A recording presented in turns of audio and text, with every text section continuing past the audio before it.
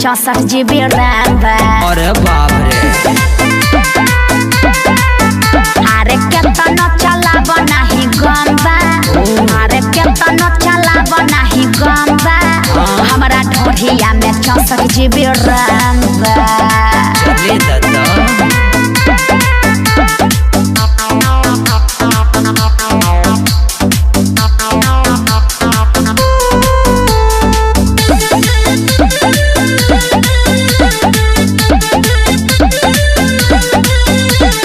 तुहरा मोबाइल में तो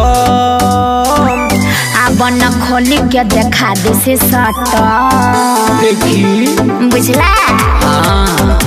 करेलू अपना बड़ाई तू चीज के देख न एक बार तू खरीद के खाली के मारा के फरक बाकी सेम बा बाकी सेम बा। एमे रात भर जागे वाला गेम बा। एमे रात भर जागे वाला गेम बा। हमरा ढोढ़िया में 64 GB रैम बा। आही दादा अरे केतना चलाब नाही गम बा। अरे केतना चलाब नाही गम बा। हमरा ढोढ़िया में 64 GB रैम बा। खेला खेला जी भर के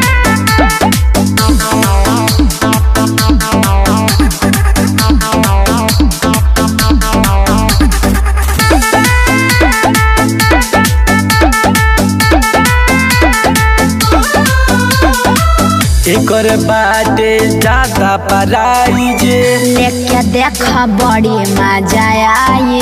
अरे तो हम तैयार बने समझला। इतना पैसा कहाँ से जुटाई किडनी बेच दो बाबू जल्दी के नाई। तोरा माई के जवन कहतर उहो बात सेम बा हर सेम बा। एमे रात भर जागे वाला गेम बा। एमे रात भर जागे वाला गेम बा। हमरा ढोढ़िया में 64 GB रैम बा। अरे तो 5G है। अरे कतना चलाब नाही गम बा। अरे कतना चलाब नाही गम बा। हमरा ढोढ़िया में 64 GB रैम बा। तो PUBG खेल रे पगली।